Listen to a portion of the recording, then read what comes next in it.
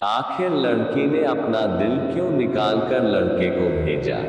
आइए जानते हैं कहानी तुम्हारा दिल से। एक लड़की थी संजना, बहुत ही खूबसूरत। जितनी वह सुंदर थी उतनी ही ईमानदार। न किसी से झूठ बोलना, न फालतू की बातें करना, बस अपने काम से काम। संजना की क्लास में एक लड़का था जो मन ही मन उससे बहुत प्यार करता था। नाम था उसका संजय। लड़का अक्सर उसके छोटे मोटे काम कर दिया करता था।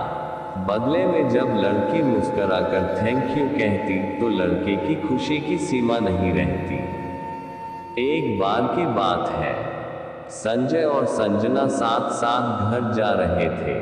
तभी जोरदार बारिश होने लगी। दोनों ने एक पेड़ के नीचे शरण ली। बारिश बहुत तेज थी। कुछ ही पलों में बूंदें छन छन कर नीचे आने लगी। ऐसे में बारिश से बचने के लिए दोनों एक दूसरे के बेहद करीब आ गए। संजना को इतने करीब पाकर संजय अपने जज्बातों पर काबू न रख सका। उसके संजना को प्रपोज कर दिया।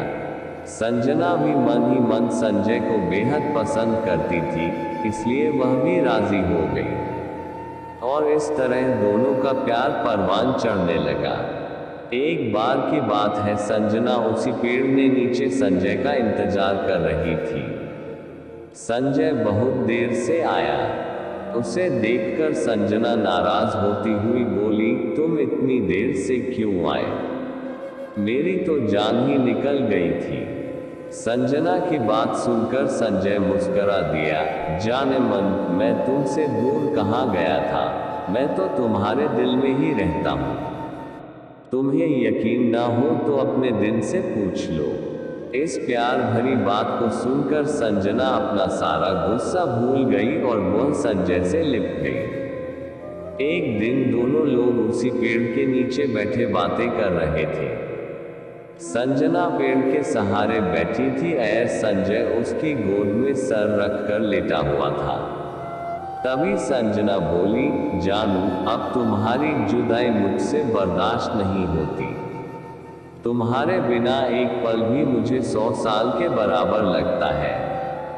तुम मुझसे शादी कर लो, नहीं तो मैं मर जाऊंगी। संजय ने झट से लड़की के मुंह पर अपना हाथ रख दिया और बोला, मेरी जान, ऐसी बातें मत किया करो। अगर तुम्हें कुछ हो गया तो मैं कैसे जिंदा रहूंगा? संजना कुछ नहीं बोली। वह उम्मीद भरी नजरों से संजय की ओर देखती रही। संजय ने अपनी बात आगे बढ़ाई, तुम चिंता मत करो जान, मैं जल्दी ही अपने घर वालों से बात करूंगा। धीरे धीरे काफी समय बीत गया। एक दिन की बात है, दोनों लोग उसी पेड़ के नीचे बैठे हुए थे। उस वक्त संजय का चेहरा उतरा हुआ था। संजना के पूछने पर वह रुआंसा होकर बोला, जान, मैंने अपने घर वालों को बहुत समझाया, पर वे हमारी शादी के लिए तैयार ही नहीं। उन्होंने मेरी शादी कहीं और तक कर दी है। ये सुनकर संजना का कलेजा फट पड़ा।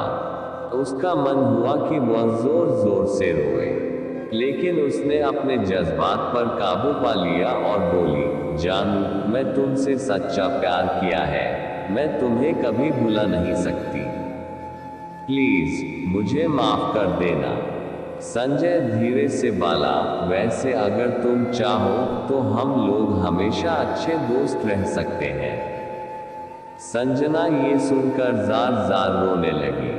संजय ने उसे बहुत समझाया, पर संजना चाहकर भी अपने आप पर काबू नहीं कर पाए और वह रोते हुए अपने घर को चली गई। देखते ही देखते संजय की शादी का दिन आ गया। उसे यकीन था कि उसकी शादी में संजना जरूर आएगी, पर ऐसा नहीं हुआ। हाँ, उसका भेजा हुआ एक गिफ्ट पैक उसे जरूर मिला। संजय ने कांपते हाथों से उसे खोला। उस गिफ्ट को देखते ही संजय बेहोश हो गया। गिफ्ट पैक में और कुछ नहीं, खून से लथपथ संजना का दिल रखा हुआ था। और साथ ही में थी एक चिट्ठी जिसमें लिखा हुआ था, अरे पागल, अपना दिल तो लेते जा, वरना अपनी पत्नी को क्या देगा। दोस्तों, किसी के लिए मोहब्बत टाइम पास होती है और किसी के लिए जिंदगी से बढ़कर। इसलिए अगर किसी से मोहब्बत करना तो उसे ताउन निभाना, वरना क्या पता आपका हाल भी संजय जैसा हो जाए, जो उस दिन के बाद न तो जी सका और न ही मर सका। उसकी सारी जिंदगी पछतावे की एक दर्द भरी दास्तान बनकर रह गई।